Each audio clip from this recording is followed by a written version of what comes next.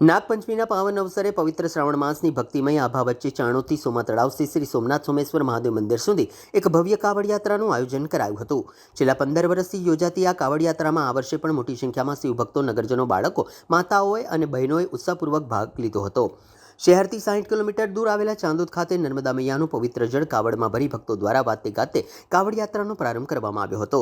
બોલ બમ બમ અને હર હર મહાદેવના જયઘોષ સાથે ભક્તો સોમા તળાવ ખાતે આવેલા શ્રી સોમનાથ સોમેશ્વર મહાદેવ મંદિર ખાતે પહોંચ્યા હતા।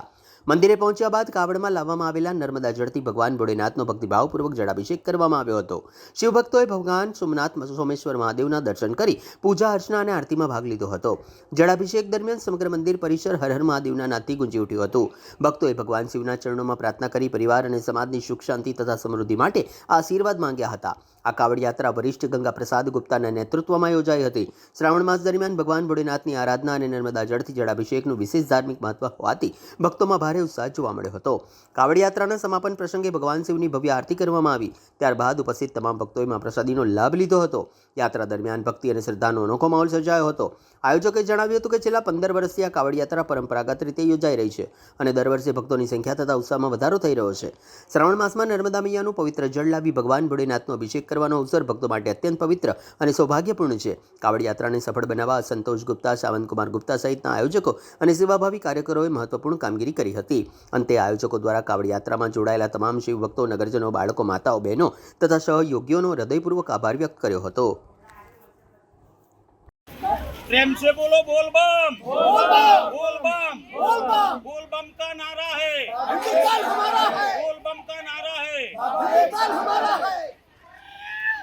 हमारे कांवरिया संघ की टीम आज 15 साल से बड़ोदरा सोमा तालाब से चलकर नर्मदा मैया चाणोद शहर से जल भरते हैं।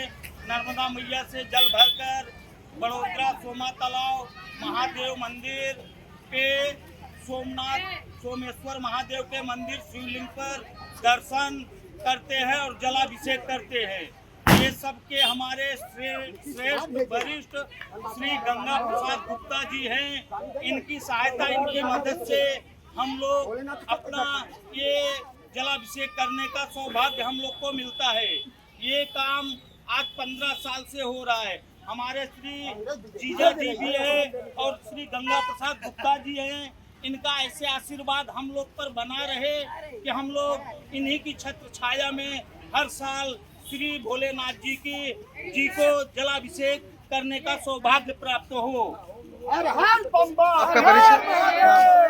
नाम नाम नाम श्री संतोष कुमार गुप्ता, गंगा प्रसाद गुप्ता, बाकी समस्त कांवरिया संघ टीम, सन्नी भाई गुप्ता, सामंत कुमार गुप्ता, बाकी बहुत सारे ऐसे भाई हैं जिनका नाम मैं नहीं जानता हूँ।